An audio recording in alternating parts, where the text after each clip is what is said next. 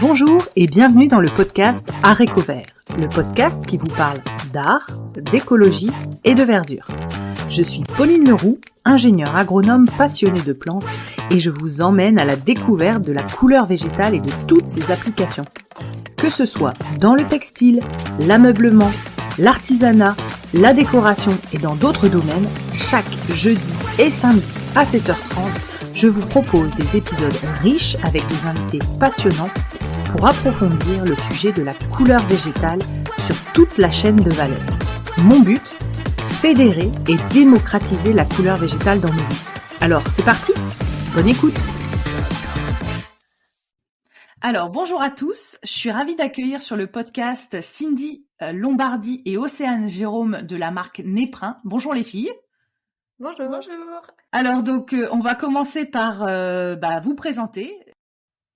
Donc l'idée de la marque, c'est de faire connaître les teintures naturelles, de valoriser ce savoir-faire qui est ancestral et qui a été perdu, et aussi de valoriser les matières naturelles locales qu'on utilise pour faire nos vêtements, donc le lin, la laine mérinos, la soie aussi qu'on upcycle, ça veut dire qu'on recycle et qu'on donne une autre utilisation de la soie en la colorant avec des pigments naturels.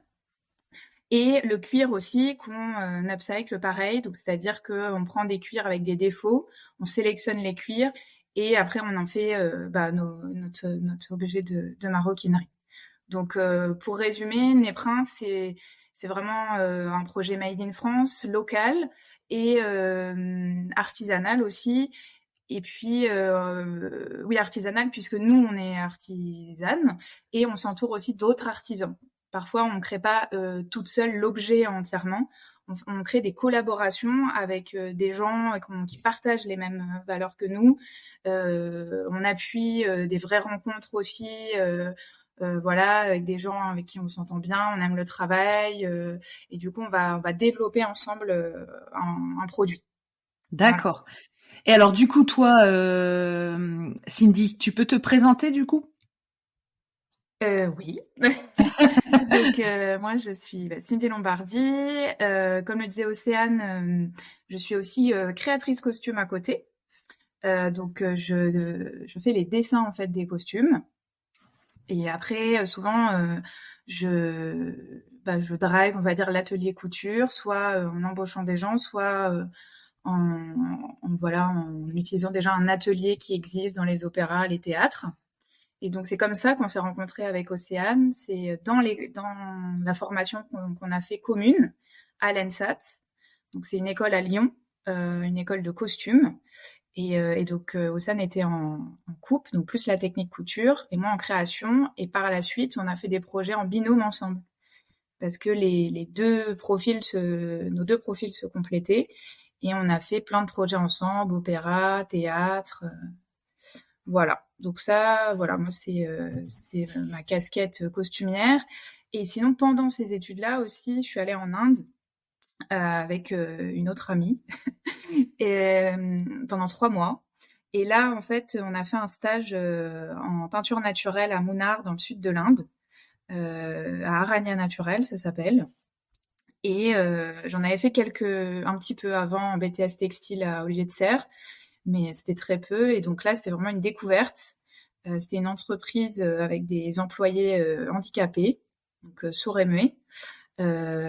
Et puis du coup, c'était des artisans, une entreprise de 30 personnes. Donc là, c'est là où j'ai appris pas mal de techniques. Le shibori, la création d'une cuve d'indigo, les climbs, la technique avec les réserves. Donc ça, c'était vraiment la grosse découverte, quoi. C'est quoi le terme que tu as employé, les climbs ? Les climbs, en fait, c'est une technique pour faire des motifs où on utilise des formes en bois. On fait des pliages de tissu, on utilise des formes en bois et la teinture, elle pénètre pas, du coup, vu qu'il y a les formes qui isolent. Je savais pas que ça s'appelait comme ça. Je savais pas que ça s'appppelait comme ça. D'accord, ok. Oui, bon après il y a plusieurs appellations, ouais, mais voilà. Donc là, grosse révélation. Je trouvais ça génial d'utiliser des plantes, d'un point de vue écologique, dans un premier temps, puis aussi esthétique, parce que les couleurs sont magnifiques. Et je trouve aussi intéressant que dans chaque pays, on puisse avoir ces couleurs du fait de la faune, de la flore, pardon, différente, quoi. Enfin, donc je trouvais que l'idée était incroyable, et puis de voir qu'aussi une entreprise pouvait fonctionner, parce que Arania, ben voilà, ça fonctionne, ils vendent leurs produits et tout ça. Voilà, et après je suis allée aussi au Japon, mais c'était un peu plus court, c'était 2 semaines, où je suis allée dans une école faire une formation de 4 jours avec une amie japonaise à Kyoto. Voilà, donc pareil, on partait vraiment de la plante qui est cultivée dans leur jardin, et c'était le néflier, Ouais. et l'autre je sais plus, et du coup voilà, on avait teint. Et tu as fait des formations teinture végétale en France ou exclusivement à l'étranger? Ouais, bah oui, du coup, revenu de ces voyages où tout était en anglais, en japonais ou en langage des signes indiens, je me suis, je me suis dit que c'était un peu, c'était un peu complexe, on va dire, et pour clarifier et reposer les bases, que c'était bien de refaire une formation en France. Donc là, grâce en fait, avec l'intermittent, on cotise, bah, comme tous les employés, à des organismes de formation. Donc du coup, je suis allée à Color Tout Monde. Donc c'est dans le sud de Paris, à Robinson. C'est une association qui forme en teinture naturelle avec différentes approches. Et donc là, j'ai fait 4 formations, une en sérigraphie, une en indigo, une en perfectionnement avec des mélanges de couleurs, et puis ah oui, une où on parle vraiment de la persicaire chez une dame qui s'appelle Cécilia, et Qu'on a reçu, Cécilia Aguirre? oui, c'est ça. Ah, Bah, super. c'était ma formatrice, et donc voilà, c'était une formation chez elle, et du coup c'était intéressant de partir vraiment de la plante aussi. Voilà. Donc ça Oh, c'est super. un peu la formation. Puis après, c'est en pratiquant, en fait, personnellement, en mettant en place les choses. Voilà. Et alors, du coup, tu as commencé à te former à la couleur végétale depuis combien de temps? Enfin, en tout, toutes ces formations, ça fait combien de temps que tu es sur la couleur végétale, du coup, Cindy? Et ben, depuis l'ENSAP, donc 10 ans peut-être. Ah ouais, Ouais, d'accord, 9 ans. ok. À peine moins, Ouais, ouais. ouais, 9 ans. D'accord, ok. Oui. Bon, super. Donc, toutes les deux, des parcours complémentaires et cet Oui. apport de la couleur végétale. Alors, du coup, j'ai une question plutôt pour les entrepreneurs qui sont tentés de créer, etc. Comment vous en êtes arrivé à créer Néprin et comment vous en êtes arrivé à partir toutes les deux et comment ça se passe l'entrepreneuriat à deux? Alors, donc déjà on s'est connus toutes les deux dans le costume, mais en fait on s'est pas rapprochés pour rien non plus. Moi aussi j'avais fait un peu une initiation en teinture naturelle pendant mes études avec Sandrine Rosier, et donc j'avais déjà beaucoup aimé et ça me parlait déjà, notamment pour les couleurs, un peu comme tu disais en fait, le même attrait pour les couleurs et pour le côté écologique. Moi depuis longtemps je suis très attirée par ça, et donc on se retrouve un peu dans toutes ces valeurs toutes les deux de base. Dans le costume, ça a toujours bien fonctionné parce qu'on est complémentaires. Donc en fait, c'est assez intéressant parce qu'on s'est rencontrés dans le travail d'abord, par rapport à deux amis qui pourraient commencer à faire un projet et qui se connaissent pas dans le travail. Nous, c'est un peu l'inverse, et c'est aussi pour ça qu'on s'est lancé assez sereinement dans Néprin, parce que on connaissait nos points forts, nos points faibles dans le travail. Après, on est devenus amis évidemment, au fur et à mesure, enfin en tout cas en parallèle, quoi. Mais voilà. Et en fait, en fait, pendant le confinement, on n'a plus de travail puisque tous les théâtres étaient fermés, tous les tournages étaient fermés, etc.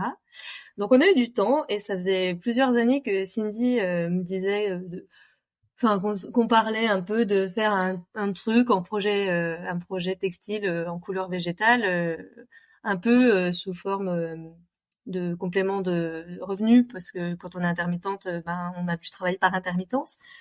Bon, il s'avère qu'on n'avait pas tant de travail par intermittence parce qu'on trouvait jamais le temps de le faire. On travaillait beaucoup. Donc pendant le Covid, on a eu le temps, donc on s'est retrouvés, on a fait quelques expérimentations, et on avait un autre projet vraiment très différent, plutôt basé sur des plantes invasives, etc.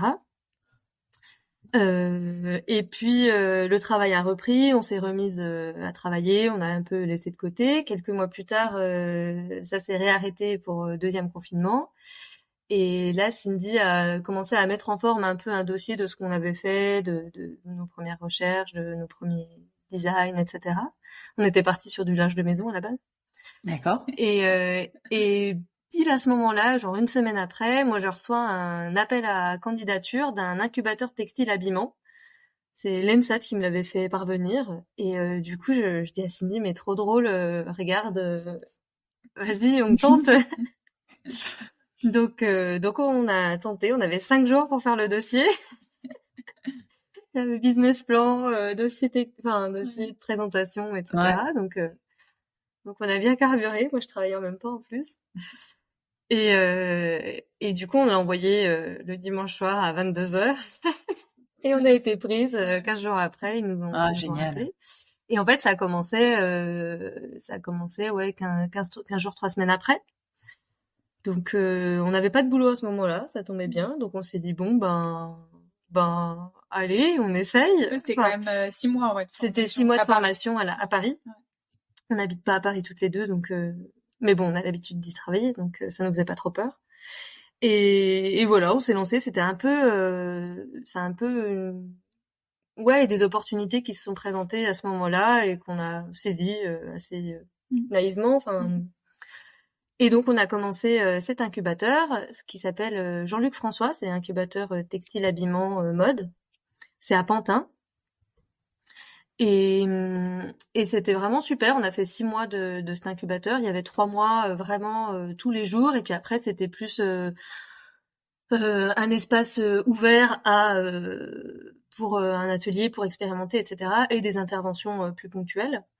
Et donc pendant 3 mois, en fait, on a créé le projet totalement, puisque du coup, on a complètement viré, on a rechangé le nom, on a changé le principe, on a seulement gardé les teintures végétales et le textile made in France, quoi. D'accord. Et donc, on a créé Néprin à ce moment-là. Et ensuite, ça s'est fini. Donc, on a commencé en janvier 2021, ça s'est fini en juin, juillet. Et à la fin, on a eu l'opportunité de faire donc en partenariat avec l'incubateur, il y avait le salon Who's Next à Paris, qui est un salon de la mode professionnelle, qui commençait un partenariat avec l'incubateur et qui ouvrait du coup un stand collectif où on était 6 créateurs, je crois. Donc il y avait une sélection des créateurs. Et donc on a réussi à être sélectionnés sur ce Who's Next, qui commençait en septembre. Donc nous, on n'avait pas créé l'entreprise. On n'avait pas créé les produits plus que ça. Enfin, on avait commencé un prototype, mais pas plus, 2. Donc, il a fallu faire un gros travail pendant tout l'été de vraiment accélérer pour trouver nos fournisseurs, trouver nos matières, trouver nos formes, nos couleurs. Enfin, vraiment avoir une collection en fait à présenter en septembre, quoi. Donc, on a fait tout ça en 2 mois, en travaillant toutes les deux à côté. Oh là là. Et donc, on a créé l'entreprise le 1er septembre 2021 et le salon était le 2 septembre 2021. Mon Dieu, mon Dieu. D'accord. Et alors, il a fallu trouver un local aussi, etc. Ah oui, il y a un local. Et vous, alors du coup, quel type de produit vous travaillez aujourd'hui ? Donc, on est sur des collections hommes et femmes. Donc, on avait fait le choix de créer un style mixte parce que c'était important pour nous d'avoir aussi des valeurs inclusives dans le style, en l'occurrence. On fait donc de l'habit et de l'accessoire. On utilise des matières naturelles, 100% naturelles, puisque les teintures naturelles ne se fixent que sur matière naturelle.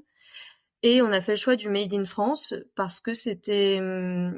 éthiquement, ça nous parlait plus. Et puis, c'était juste aussi plus simple, en fait, parce que on rencontre des gens facilement en France. Et du coup, on avait envie de travailler avec les partenaires qu'on avait trouvés, en fait, tout simplement. D'accord. Ça s'est fait assez naturellement. Et puis aussi pour axer aussi la marque sur le côté local, oui. Moins de transport, puisqu'en fait, la majorité de nos fournisseurs et partenaires sont dans le centre de la France et sont à 10 ou 15 km de l'atelier.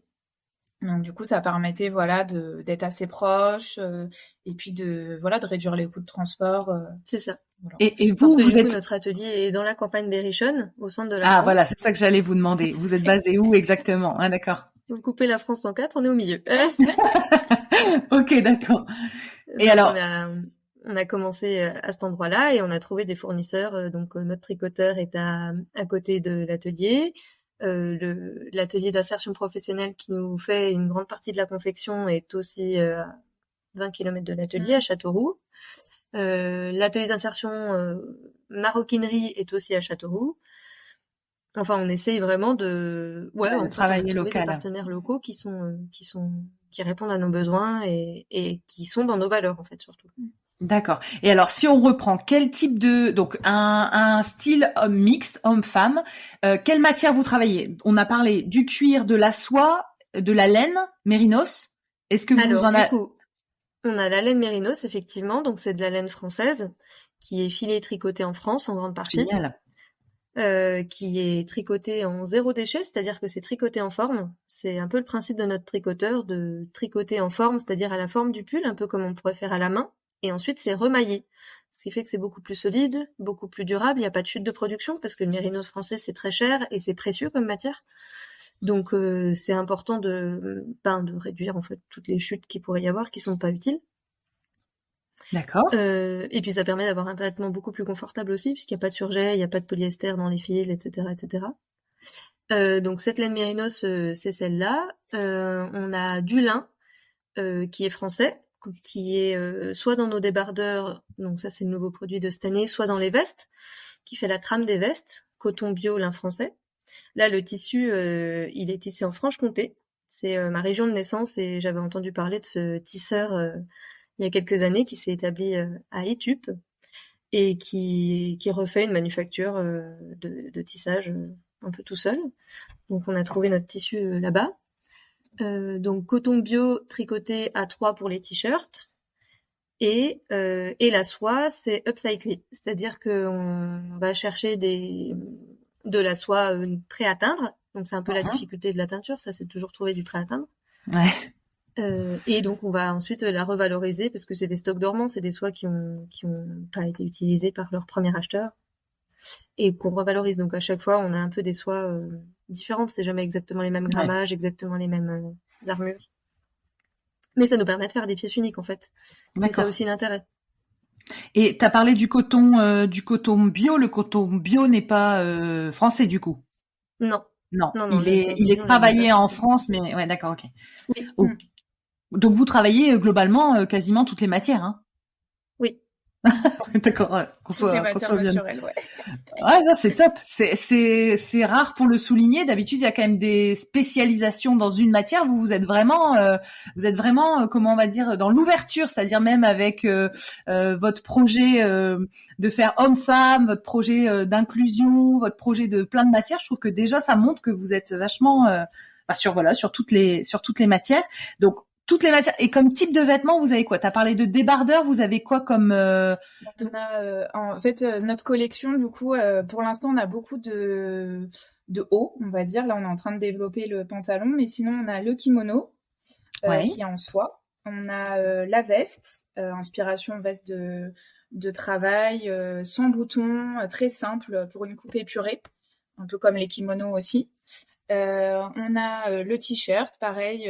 En fait, nous, l'idée, c'est de faire des coupes très simples, quotidiennes, et du coup, rajouter la touche d'originalité assez subtile dans un travail d'uni avec les teintures naturelles, ou alors plus un côté excentrique ou original avec tout un travail de motifs et de superposition de couleurs. Donc par exemple, le kimono et les foulards, ça va être ce travail-là.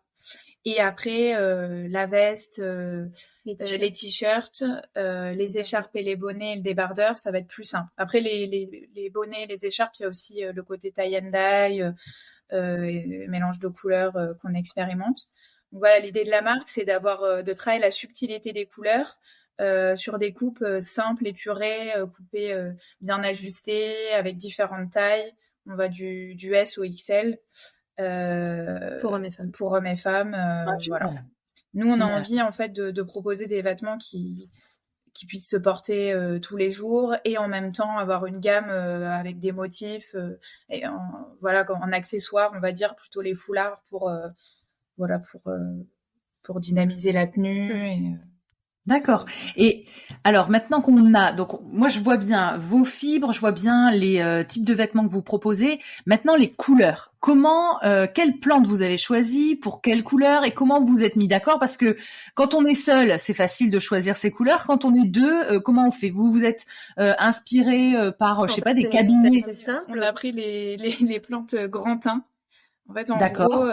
on a utilisé les plantes qui tiennent Qui tiennent le mieux. qui tiennent le mieux dans le temps. Donc, la garance qui donne des rouges roses, le réséda qui donne des jaunes, et là, on utilise de l'indigotier qui vient d'Inde pour tout ce qui est bleu.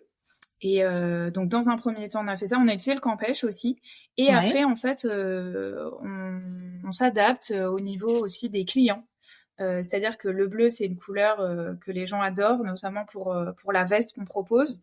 Donc, du coup, on continue de proposer celle voilà, en basique. bleu. Le rose, c'est vrai que ça plaît un peu moins bien, plus dans les accessoires.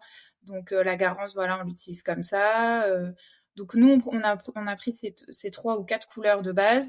Et après, on s'adapte aussi en fonction de ce qui plaît. Ouais, c'est ça. En fait, D'accord. on est parti du principe que la teinture végétale, les gens ne connaissent pas. Et les gens ont plein de questions. Et donc, dans la mode, on a l'habitude d'avoir un certain type de vêtements. Et donc, quand on propose quelque chose de assez radicalement différent, autant en matière naturelle, ça on connaît, autant les teintures naturelles, on connaît pas du tout. Et donc, il y a beaucoup de gens qui se posent des questions sur est-ce que ça tient, est-ce que ça se délave, est-ce que ça se déteint, comment on le lave, machin. Et donc ces questions-là, il faut que nous on puisse y répondre assez sereinement, surtout au début quand c'est difficile de se faire connaître en fait. Donc les gens, il faut quand même qu'on s'assoie sur quelque chose de solide pour que eux puissent avoir confiance et que ils aient envie de continuer dans la teinture naturelle aussi. Et donc nous, c'est les plantes qu'on connaît le mieux aussi, puisque c'est celles sur lesquelles on a le plus l'habitude de travailler. Donc il faut s'asseoir sur quelque chose pour commencer sur une base solide et ensuite pouvoir développer d'autres couleurs avec d'autres plantes. Ouais. Mais en plus, là, on est quand même sur du rouge, du jaune et du bleu. Et donc, en superposition, ça crée plein d'autres couleurs. Donc, on est déjà sur une gamme extrêmement riche. Et alors, vous, quels sont vos arguments pour motiver vos clients en levant les freins qu'on a sur la couleur végétale, le passage au lavage, les frottements, la sueur, la tenue à la couleur? Qu'est-ce que vous leur donnez comme argument pour les rassurer? Parce qu'en fait, c'est surtout de la réassurance par un manque de connaissances. Eh ben, déjà, on leur raconte notre travail. On leur raconte comment on fait les vêtements déjà. Donc ça intéresse déjà particulièrement. Et ensuite, on leur raconte que avant on faisait tout en teinture végétale et que les teintures des châteaux, on les voit toujours dans des belles couleurs. Ouais. Donc c'est quelque chose qui est durable. C'est pas la même manière de vivre le vêtement. C'est une autre manière de le vivre. Ça se patine. Et en fait, la teinture végétale. L'indigo, ça se patine. Les vestes, les jeans, la patine de l'indigo, c'est ce qui a donné le succès du jean. C'est le vêtement le plus porté au monde depuis 100 ans. Donc en fait, les gens le savent déjà, ça. Ils le savent pas qu'ils le savent, mais en réalité, ils sont déjà confrontés à ça depuis toujours. Ouais. Et puis aussi, on accentue que les teintures naturelles, c'est aussi bon pour la santé. C'est-à-dire qu'au contact de la peau, donc pour ceux qui ont par exemple des problèmes de peau, eczéma, etc., ou même des gens qui n'ont pas de problème de peau, c'est toujours plus agréable d'avoir un vêtement en matière naturelle et en plus en teinture naturelle, parce qu'il n'y a pas de substances toxiques, là pour le coup. Au contact de la peau, c'est très très sain, on sue moins aussi, parce que nous on l'expérimente aussi dans nos vêtements, c'est hyper agréable. On n'a pas envie de quitter son t-shirt néprin. On a envie de dormir avec tout le temps parce que déjà le coton est très doux et puis je sais pas, on se sent bien dedans quoi. Voilà, ça sent pas trop, même la laine, c'est thermorégulateur. Donc pour les gens aussi qui ont des problèmes de transpiration, c'est pas du tout pareil que d'être dans un t-shirt en polyester. Enfin, rien à voir. Donc ça c'est très bien. On accentue sur ça aussi. Et effectivement, après, sur le côté esthétique, ce que disait Océane, c'est que la teinture va se patiner. Après, ça dépend aussi des matières. C'est vrai que le t-shirt qu'on fait, il est au contact de la peau et c'est du coton. Donc après, ça tient quand même bien. Oui, Nous, on les bien. teste. Là, j'en ai un sur moi. On les lave et tout ça parce qu'avant de vendre le produit, quand même, on teste sur nous, sur nos proches et tout ça. Donc on est assez contente du résultat. Et après, sur la soie et la laine, là, ça tient. Il n'y a pas vraiment de mouvement de couleur parce que les fibres animales sont elles ont une meilleure affinité tinctoriale. D'accord. Donc, on explique à peu près tout ça, le point de vue santé, esthétique. Et puis c'est ça aussi, nous, on vend aussi la patine, l'usure, de vivre avec le vêtement. Déjà, nos unis sont pas parfaitement unis. Il y a des variations et ça, on l'accentue parce que du coup, c'est ce qui fait aussi que c'est de la teinture végétale que les gens voient. Super. Il faut une différenciation en fait, sinon les gens ils ont l'impression d'acheter un uni, pourquoi ils achèteraient pas celui de Zara? Ouais, carrément. Et alors j'ai j'ai plein de questions de tout ce que vous me racontez, mais alors du coup, on a vu donc vos fibres, les types de vêtements que vous proposez. La teinture, elle se passe où? Dans le Berry. Dans le Berry. De teinture. Ouais. Et donc c'est vous. La teinture. Ah génial. C'est vous qui faites la teinture. Est-ce que vous pouvez nous raconter du coup cet atelier, il fait combien de mètres carrés, il ressemble à quoi, dans quoi vous teignez? Ça passionne les auditeurs, donc allez-y sur les détails. Vous faites à deux ou il y en a une qui est spécialisée là-dedans? Racontez-nous un petit peu cette teinture. C'est moi qui va faire la teinture, c'est moi qui fait la production la teinture. Après Océane elle m'aide parfois ponctuellement. Ponctuellement. Là, en fait, on déménage déjà pour tenir au courant de l'avancée des brins. L'idée, là, c'est de se greffer au projet MyBerry, donc se rapprocher de notre tricoteur. Parce qu'il agrandissait son local et donc du coup il nous a proposé un espace. L'idée c'est de créer un peu un pôle textile, donc ce sera génial. Voilà. Génial. Donc du coup là on a aménagé ce week-end. Donc l'atelier donc il est en extérieur, il est plein pied. Il y a un jardin à côté. Pour être au plus proche de la nature, pour étendre nos teintures, etc. On a des grosses cuves de 200 litres. L'année dernière, c'est l'une des premières choses qu'on a achetées quand on a créé l'entreprise pour justement produire un peu de volume de tissu. On a des cuves par couleur. On a une grosse cuve indigo qu'on renourrit à chaque fois et que là, pour le déménagement, on a préservé, pas la vider parce qu'en fait, c'est une cuve qu'on renourrit avec du fructose et de la chaux éteinte pour qu'elle fonctionne. On a des cuves de mordançage. Donc ça, c'est... Ah oui, ça, on l'a pas dit, mais en fait, pour que la teinture se fixe sur les textiles, il faut mordancer au préalable la fibre. Donc, on a des cuves propres de mordant. Dans l'atelier teinture, il y a les pigments, il y a donc les grosses cuves, les bacs de rinçage. Donc, on a tout fait avec de la récupération. On a un copain, mon copain Joël, qui est très débrouille et qui nous avait aidé à tout installer, la plomberie, parce qu'en fait c'est surtout ça aussi, la plomberie, les évacuations et puis construire les meubles. Donc ça c'est quelque chose qu'on va améliorer aussi à hauteur, parce que c'est vrai que c'est physique la peinture. Il faut porter des gros tissus lourds, des grosses cuves. Donc, c'est vrai que tout seul, c'est pour ça que des fois, Océane, elle m'aide, ou on a eu des stagiaires aussi. Parce que tout seul, c'est vrai que c'est quand même un peu dur.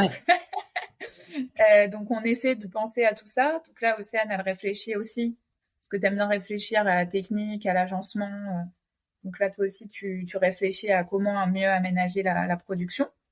Donc ça, c'est des choses qu'on peaufine, met en place. Vous pensez à la mécanisation ou pas? Parce que on aura dans le podcast donc un épisode qui sera sorti avant le vôtre. On aura David Godinho d'Alliance Machine Textile qui lance la première machine de teinture végétale de l'heure. Attends, je fais la pub du coup.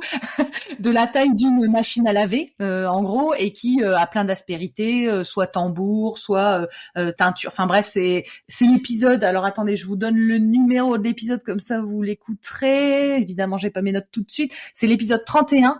Vous allez avoir donc David qui présente sa machine pour le salon de l'ITMA.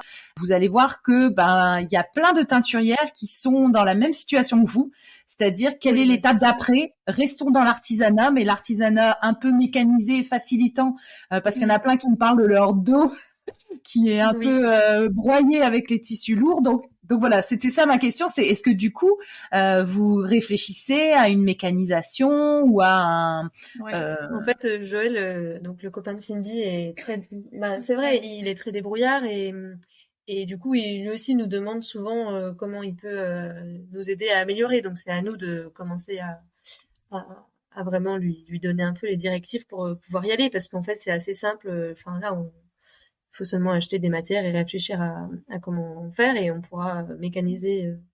Alors ce sera sûrement pas électrifié, mais au moins avec un système de poulies, avec des rails, des choses comme ça en fait, pour pouvoir faire des choses pas forcément. Enfin, c'est pas forcément dans une idée d'augmenter la cadence et la production, mais juste de faciliter son dos, en fait. Ouais. Et ben vous pourrez aussi écouter l'épisode de Justine Jeans, qui est donc la marque Maison Teintée, qui elle travaille des unis. Et donc Justine, elle passe sur le podcast et elle parle de son dos et de comment simplifier son travail. Donc je pense que ça va vous plaire aussi comme épisode. Donc donc vous êtes aussi dans cette réflexion là. J'avais une question. Ouais. Vous avez parlé de cuve de mordançage. C'est-à-dire de cuve de mordant, c'est-à-dire que vous préparez votre mordant qui doit être différent puisque vous travaillez et des fibres cellulosiques et des fibres protéiques, donc c'est pas le même système, je pense. On utilise le même, c'est du sulfate d'alumine. Ouais. D'accord, ok. Et donc vous gardez en fait vous faites une grande préparation, vous mordancez vos tissus et vous gardez le mordant en fait pour d'autres utilisations. C'est ça le principe de. À un moment donné où il est épuisé, donc. Il va sur les fibres aussi. Il y aura une partie qui va un peu sur les fibres. Mais du coup, il s'épuise et vous faites votre bac à chaque fois, ou parce que quand j'entendais, non, voilà, vous avez votre cuve et tant qu'il est pas épuisé, vous vous en servez pour continuer à mordancer vos tissus. Non, en fait, en fait, le mordant c'est 10% du poids de la fibre. Donc, donc du coup, on utilise. Enfin, du coup, faut respecter cette. Ouais, d'accord, ok. De cette proportion-là. Et une fois que les fibres sont mordancées, non, après on jette le mordant qui reste le dépôt. Enfin, oui. Ouais. D'accord, ok. Parce que quand tu disais cuve de mordant, je me suis dit peut-être qu'elles ont un système pour garder leur mordant, mais non, c'est juste qu'il faut que les cuves d'inox servent. En fait, ce qui est difficile quand on fait plusieurs couleurs, c'est d'éviter les taches. Ouais. Et donc il faut une cuve par couleur pour minimiser au maximum les risques, les nettoyages différents et puis les mélanges de couleurs. D'accord, ok. Donc il faut une cuve propre et une cuve colorée. Ok. D'accord. Donc la teinture, elle se passe chez vous dans le Berry. L'atelier déminage pour être, on va dire, voilà, dans une plus grande structure et être encore plus près de vos partenaires.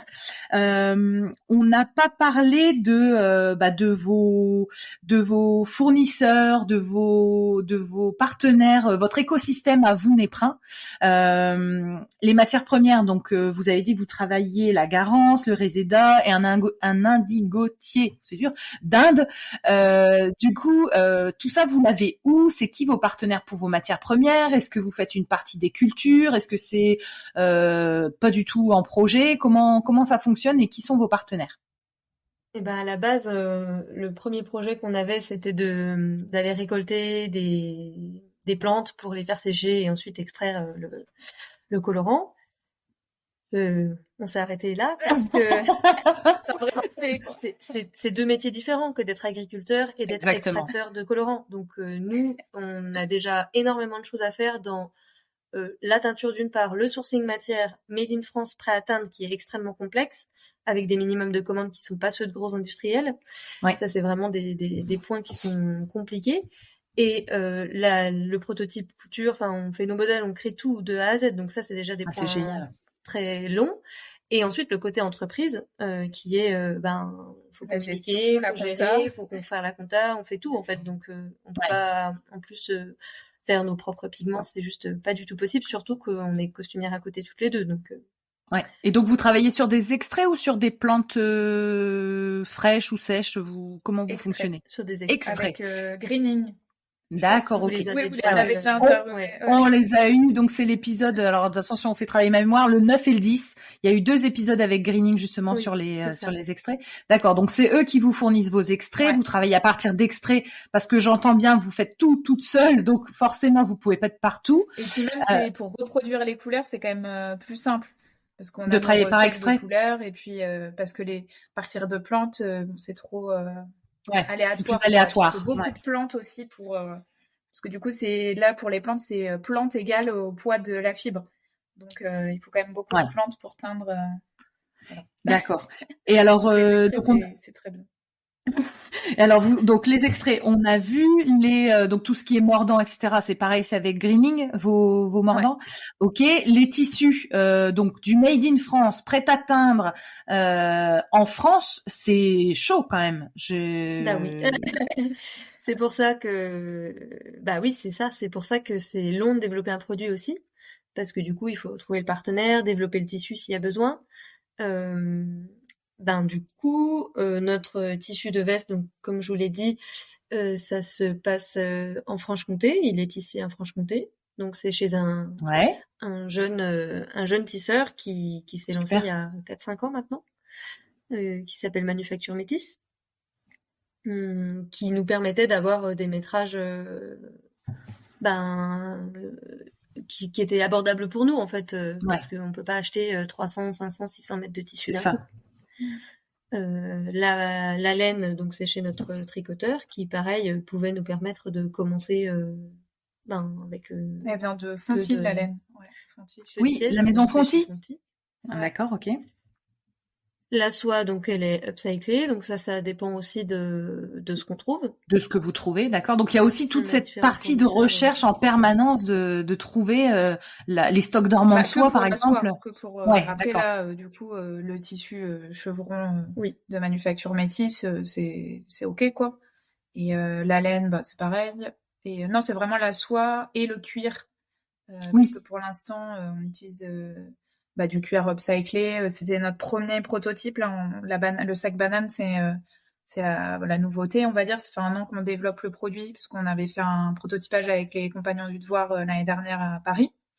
Et le temps de tester la ouais, banane, de l'éprouver, de modifier. Ouais, ça a mis 1 an de développement. Et à l'intérieur, on fait la doublure en teinture naturelle, en soie. Et on va waouh, proposer là pour cet hiver en accessoire des anses interchangeables. Enfin, elles sont déjà interchangeables, mais on va proposer des anses avec nos motifs en fait en soie. top. Voilà. Donc non, en fait, on a quand même trouvé nos matières qui sont aussi approuvées par nos clients. Donc on les garde. Et puis après, c'est vraiment le côté upcyclé où effectivement, après on a nos partenaires quand même. Le cuir, on va à la vieille usine, où il y a une entreprise aussi à Paris. Je sais plus le nom, mais c'est une dame. Un showroom à Paris qui sélectionne des cuirs upcyclés. Donc on a quand même des partenaires dans l'upcycling. Oui, on va pas toujours chercher des mais c'est un temps. différents. C'est vrai que c'est un temps. Après, quand on trouve une soie qui nous plaît, on va prendre plusieurs métrages. Oui, on n'y va pas non plus tous les mois.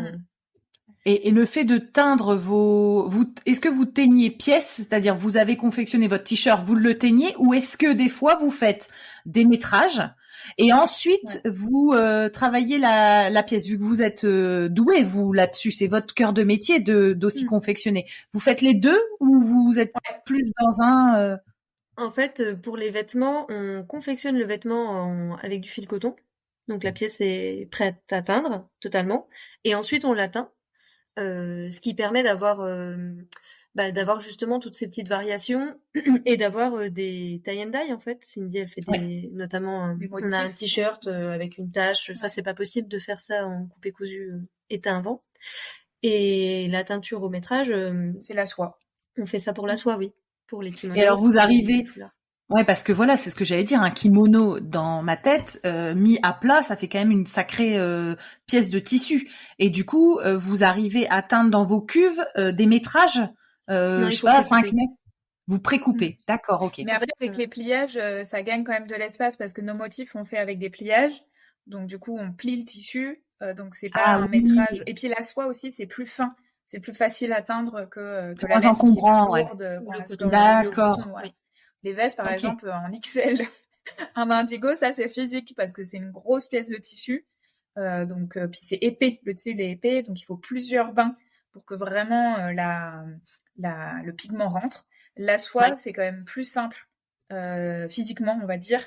Après, il y a Ouais. tout un travail de plissage avant, puis de motifs, mais dans la pratique, on va dire, ça prend moins de place dans la cuve et puis c'est moins lourd aussi. Et puis il y a aussi quelque chose aussi de techniquement pas faisable de teindre des métrages entiers. C'est-à-dire que il faudrait avoir des bains de teinture qui fassent 1,50 m de large et que le process de teinture se passe comme à la chaîne en fait, avec des rouleaux, des systèmes de rouleaux, Ouais. etc. Et donc ça, c'est toute une installation qui n'est pas faisable Maintenant. maintenant en tout cas. Et en plus, c'est même pas comment dire. En fait, ce système de teindre à la pièce, c'est aussi intéressant dans le sens où on économise beaucoup de pigments puisque toutes les chutes de production qui sont pas très grandes, mais quand on veut aller vraiment vers le zéro, ben c'est toujours trop. Toutes ces chutes ne sont pas teintes, donc on économise du pigment. Et puis nous, ça nous permet de pouvoir faire de la production en blanc et ensuite d'adapter, de faire un peu de la teinture à la demande. Ouais, Donc d'accord. là aussi, c'est intéressant pour éviter de stocker des pièces qui seraient pas vendues parce que ça plairait pas assez. Et ben là, ça n'existera pas. On a très très peu de stock d'invendus. D'accord. On peut vraiment aller au plus proche de la demande et économiser le maximum de pigments qui coûtent cher et qui sont aussi de la matière et de la main-d'œuvre qui seraient pas utilisables en fait. Ouais, carrément. Et alors, du coup, dans les systèmes de vente, vous vendez comment? Vous avez une boutique? Vous êtes sur une boutique en ligne? Comment vous vendez vos pièces, vos vêtements? On a plusieurs canaux de distribution. Donc on vend en B2B, ça s'appelle. C'est avec des boutiques, en fait, des professionnels. Donc là, on a un tarif professionnel avec des minimums de commandes pour que nous, dans la production, on puisse quand même se rémunérer et retrouver, s'y Et que ce retrouver, soit rentable. voilà, et que Ouais, ce soit ouais. rentable dans notre business plan.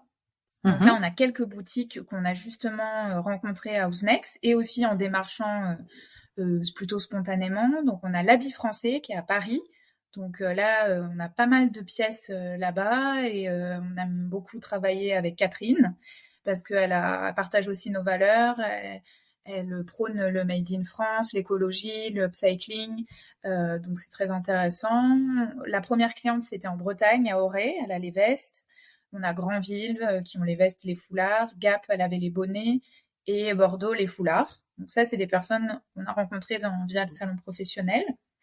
Et après, on vend sur notre site internet. Donc là, qu'on a mis à jour il y a 2 quelques semaines, jours, ouais.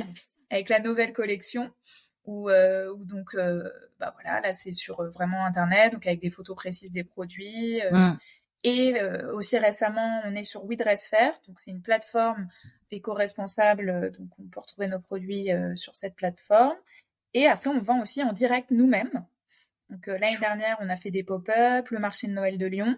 Et là, en mai, on va faire une vente dans une galerie avec d'autres artisans, comme on avait fait en septembre. Donc une femme qui fait des bijoux, un autre artisan qui fait de la céramique et des luminaires. Et on aime bien ça aussi parce que on est dans la même démarche. Et puis nos objets, nos vêtements, nos accessoires, ça crée une résonance parce qu'on travaille avec la main, les couleurs. Donc là, on sera dans le Marais la dernière semaine de mai. Du 29 mai au 4 juin. Voilà. 29 mai au 4 juin dans le Marais. Ok. Et j'avais une question du coup pour gérer votre comment on va dire votre stock.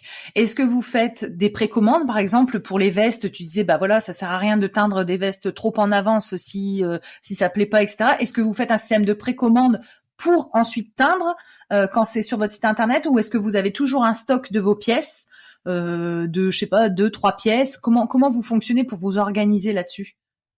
Alors, il y a deux aspects. D'un côté, donc au début, on voulait faire des précommandes. Le problème, c'est que pour faire des précommandes, il faut que les gens sachent qu'il y a des précommandes. Donc, c'est tout un travail de communication avant qui est très long parce que si on ne nous connaît pas, on n'a aucune chance d'atteindre un minimum de précommandes. Après, on avait fait ça quand même sur la plateforme Ulule. On avait fait une campagne de précommande qui avait bien fonctionné. Et Donc là, à ce moment-là, on avait fait ça pour se lancer, mais ensuite c'est compliqué au quotidien de faire ça parce que on n'est pas à 100% sur la marque pour le moment, donc on a des temps de teinture restreints et donc quand on doit teindre, eh ben il faut qu'on teigne, sinon on n'a pas le temps en fait.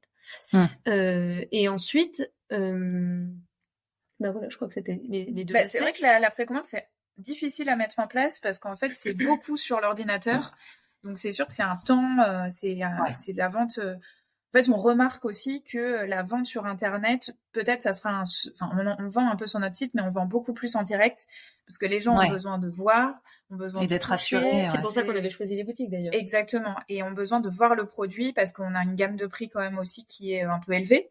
Non, c'est normal parce qu'on utilise des matières de base qui sont coûteuses. Donc c'est le parti pris aussi du projet, et donc c'est vrai que les clients ont besoin d'éprouver le produit, de le tester avant de s'engager.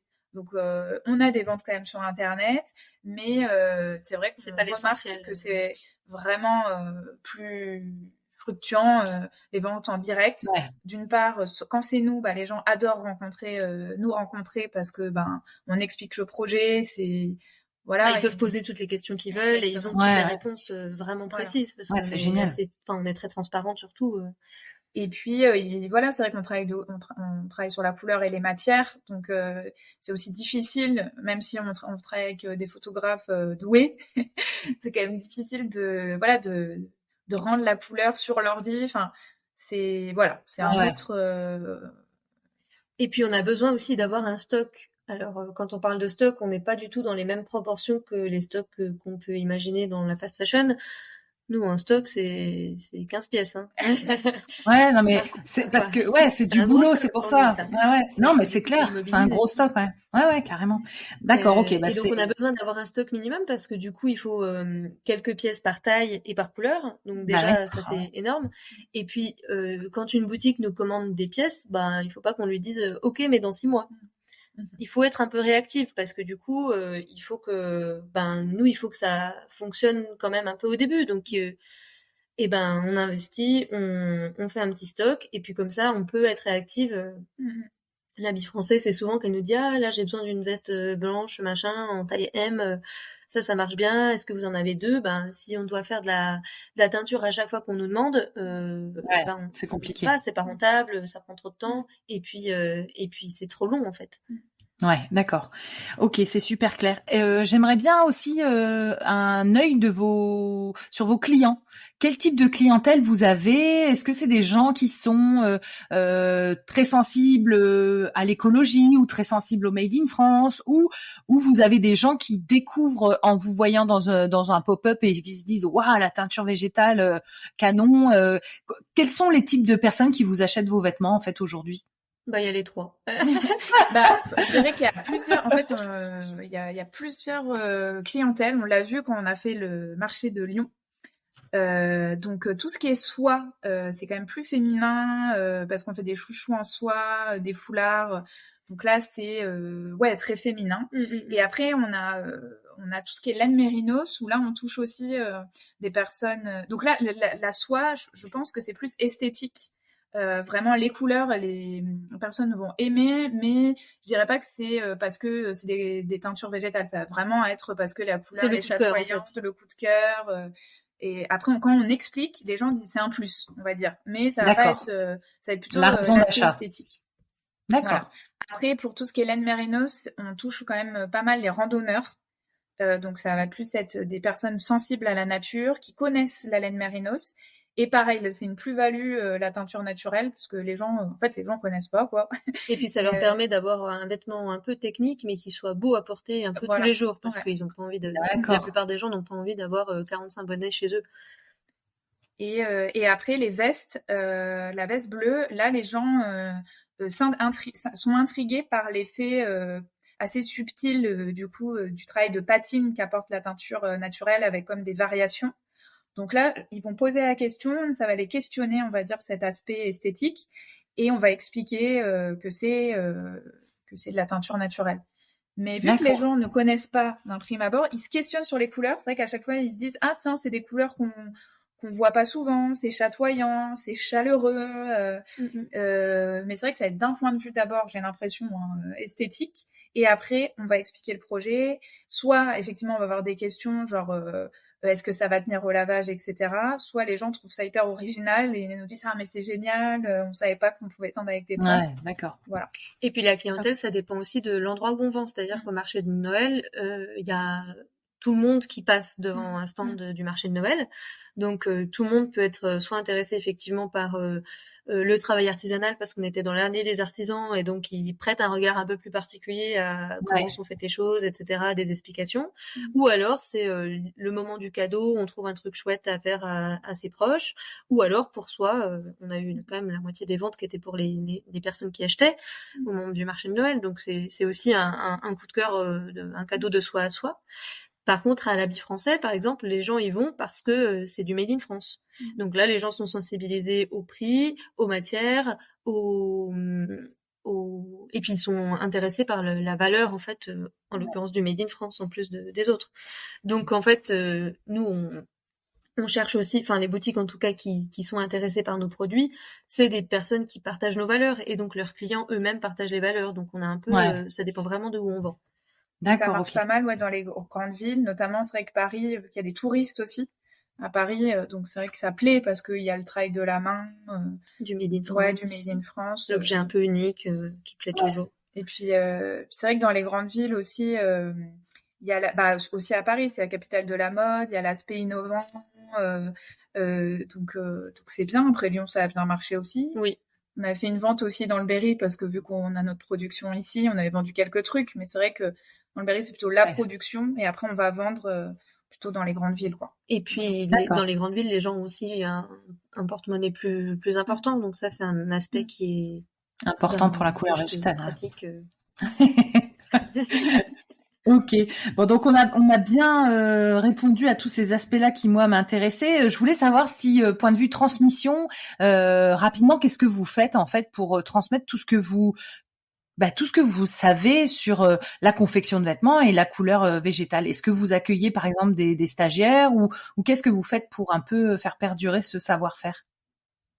Et ben du coup nous ça fait 1 an et demi qu'on est lancé et donc en 1 an et demi on a accueilli 2 stagiaires. D'accord. Qui sont venus à 2 périodes différentes, des périodes de forte production. Donc pareil, comme on est costumière à côté, on n'est pas toujours en production, donc des fois les périodes de stage c'est compliqué parce que ça correspond pas.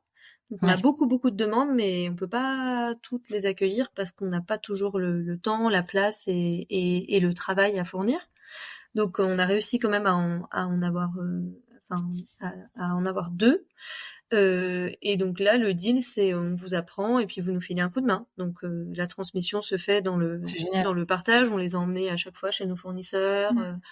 Elles ont appris beaucoup de choses. On les avait emmenés à Housnext, à Première Vision. Donc c'est un salon des fournisseurs. On les intègre dans le processus de production, mais au-delà aussi dans le fonctionnement de l'entreprise, dans nos fournisseurs, les plannings de production, enfin, ils ont vraiment accès à tout l'aspect plus la teinture, quoi.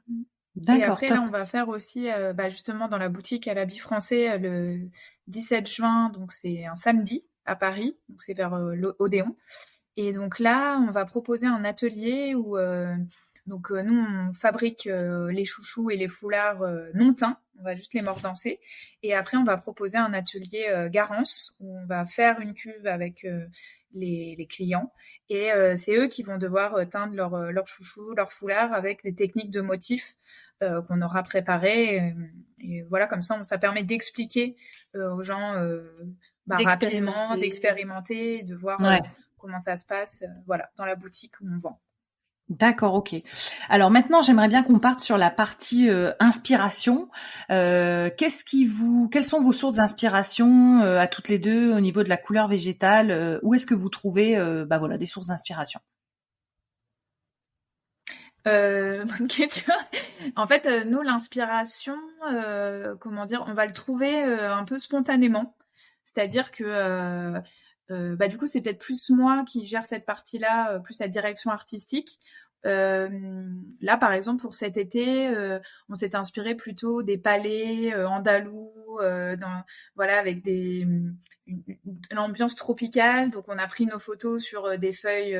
On est allé dans une serre à Paris au Jardin des Plantes. Donc voilà, on voulait donner un côté voilà, un peu chaleur, mystérieuse. Voilà, c'était plutôt ça. Puis au niveau des coupes, on s'inspire pas mal quand même des coupes japonaises. Oui, en fait, moi, pour la coupe, mes inspirations, c'est plus tendre vers le zéro déchet tout en gardant l'élégance de la coupe et le bien aller. Donc, faut pas. En fait, l'idée, c'est de créer des pièces qui aillent bien à tout le monde, enfin en tout cas au maximum, et tout en réduisant au maximum les chutes en fait. Donc c'est inspirant de se rapprocher de coupes plus simples comme le kimono. Et effectivement au Japon ils ont tout un vrai travail de, du tissu, mais de pas gâcher le tissu. Mais c'est aussi ce que faisaient nos grands-parents, nos arrière-grands-parents. Donc ça, c'est toutes des choses que dans le costume j'ai appris parce que c'est comme ça qu'on fonctionne. En fait, l'artisanat à couture dans le costume, on est beaucoup avec des techniques anciennes. Et donc l'idée, c'est d'enrichir en fait Néprin avec toutes ces techniques, tout en gardant des coupes, des pièces actuelles en fait. Et aussi voilà, on s'inspire des tendances actuelles parce que nous, l'idée aussi des teintures, c'est vrai que des teintures naturelles, ça a souvent un peu une mauvaise image, on va dire un peu moyenâgeuse, un peu bobo, un peu. Donc là, l'idée c'est d'actualiser, donc de flairer aussi les tendances. C'est vrai que on est souvent à Paris et moi je regarde comment les gens sont habillés. Voilà, on a vu que la banane ça revenait en cuir, donc toujours avoir un aspect classe, élégant, mais essayer quand même d'être dans les tendances. Le kimono aussi, ça revient. Voilà, c'est vraiment. Et puis aussi de l'inspiration. Moi j'aime beaucoup faire des friperies.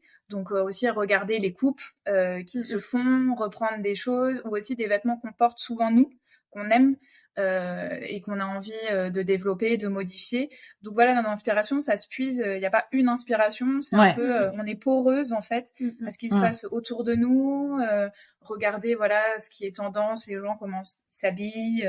En fait, il s'agit d'être moderne, mais d'être durable aussi dans le sens où on s'inspire des tendances, mais c'est pas pour autant qu'on va faire 150 pièces ultra tendance de maintenant avec la couleur tendance et que l'année prochaine ce sera pas ça. C'est-à-dire qu'on enrichit un vestiaire à chaque fois. En fait, c'est de la tendance mais réfléchie. C'est-à-dire que on garde toujours une question de durabilité derrière. Il faut garder la modernité plutôt durablement. Puis on aime bien être spontané. Enfin, par exemple une couleur, un motif. Voilà, ça vient aussi comme ça parce qu'on a vu quelque chose, un voyage. C'est comme ça aussi que moi je travaille en costume, quoi. Et puis aussi le costume, ça nous inspire parce que quand on travaille dans le costume, on voit des matières, des formes. Là, par exemple, je travaille dans un atelier, il travaille pour Margiela, Serpent Queen, où c'est de la Renaissance. Enfin, tout ça, ça va inspirer en fait. Et après, on en discute avec Océane. Et puis après, voilà, il y a les questions techniques, il y a les questions de budget, où on ne peut pas développer 56 000 projets, objets, produits. Donc voilà, après, on se cadre. Mais voilà, c'est un peu un mélange, on va dire, de tout ça. Alors, j'ai 2 dernières questions. Si vous étiez une plante tinctoriale, laquelle seriez-vous et pourquoi ? Le néprin, parce que c'est notre nom. Alors, le néprin, c'est un arbuste tinctorial qui teint, et c'est pour ça qu'on a choisi ce nom-là, pardon. Et on a enlevé le R parce que c'était pour un souci de prononciation. Voilà.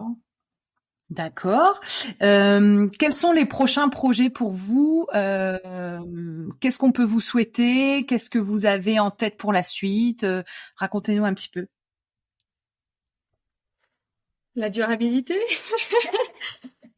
En fait, on a plein de projets. Déjà, là, on a déménagé pour être avec MyBerry. On a la vente en fin mai avec les autres artistes. On a le pop-up atelier à Paris. On va faire le marché de Noël à Paris aussi. Qu'est-ce qu'on a d'autre En fait, on a plein d'événements qui jalonnent les prochains mois. On a lancé énormément de pistes au début de l'entreprise. On est sur tous les canaux de vente, on travaille avec toutes les matières, on ouvre vraiment beaucoup. On a vraiment beaucoup ouvert tout au début. Et là, maintenant, il faut asseoir un peu tout ça, en fait. Là, les prochains... il faut continuer d'être ouvert, évidemment, et développer, mais il faut aussi asseoir des partenariats avec les boutiques. Il faut en fait, il faut s'inscrire dans la durée maintenant. Ouais. Parce que c'est difficile, c'est dur d'être une marque de mode parce qu'il y a, en teinture naturelle, il y en a pas beaucoup. En Made in France, il y en a pas beaucoup. En teinture naturelle et en Made in France, il y en a encore moins.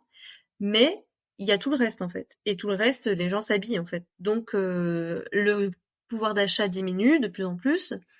Les gens ont de plus en plus d'envie d'aller vers ce qui leur parle et ce qui a du sens pour eux, mais c'est difficile aussi pour eux. Donc tout ça, c'est des choses qui sont complexes à mettre en place et à durer, surtout quand on est petit et pas encore très connu, parce que ça c'est de plus en plus connu, mais bon, il faut vraiment du temps. Et en fait, il faut que ce temps en fait puisse se passer en fait, tout en continuant d'exister. Donc c'est vraiment ça, je pense, l'enjeu, c'est d'y aller, de continuer, mais de stabiliser en fait tout ça pour continuer d'exister, continuer de développer nos produits et voilà, faire plein de belles choses. Ok, super. J'avais une dernière question, c'est à qui vous aimeriez passer le micro, vers qui vous m'orientez pour aller écouter son témoignage et le faire partager aux auditeurs. Alors, je sais pas si je me rappelle pas si vous avez déjà interviewé Sandrine Rosier. Moi, alors, Sandrine Rosier, je pense qu'on joue au chat et la souris. Je n'arrive pas à la joindre. Je pense qu'elle est très débordée en ce moment. Mais oui, Sandrine Rosier, je la relance. Voilà, je fais un message, Sandrine, quand vous voulez pour venir sur le podcast. Mais je n'arrive pas à la voir. Je pense qu'elle est sous l'eau en ce moment. Alors, est-ce que vous avez quelqu'un d'autre? Il y a Color Tout le monde. Hein. Je sais pas si vous avez interviewé Color Tout le monde. Cécilia. Oui. Non, pas Cécilia, Suzy. C'est Suzy. Suzy, on est en cours. On a trouvé une date. Oui, ça va se faire. Et après, côté industriel, on n'en a pas trop parlé parce que ça s'est pas présenté, mais il y a Proverbio au nord de Lyon qui fait de la teinture naturelle à échelle, on va dire semi-industrielle. Enfin, c'est une entreprise c'est des ennoblisseurs, donc à échelle industrielle, mais ils ont une partie teinture végétale. Et ils existent depuis très longtemps, donc ça c'est pour ça c'est une très bonne idée. Et ils teignent déjà dans des sortes de machines à laver. Alors c'est pas à petite échelle, mais c'est pas très gros. C'est des minimums de commandes qui sont assez accessibles. Et sinon, il y a aussi l'opéra comique en lien avec le costume et la teinture naturelle. Ça fait. C'est Sandrine qui a lancé l'atelier, oui. Ils mettent en place la teinture naturelle sur les spectacles. Tête du Châtelet aussi commence cette année et l'Opéra de Lyon commence à créer un atelier aussi cette année. D'accord, ok. Ça veut dire qu'ils se lancent dans faire des costumes, mais avec de la couleur végétale plutôt que de la couleur synthétique, c'est ça? Ah, génial, ok. Ok, l'opéra comique, ça fait déjà un peu. Ça fait quelques années. Donc c'est pas mal parce que du coup il y a un retour sur c'est vrai qu'en plus dans le spectacle il y a quand même les questions de sueur, c'est très sollicité quoi. C'est des vêtements de travail donc si ça passe là, ça passe partout. Les tournées, l'entretien, tout ça, c'est vrai que c'est assez intéressant.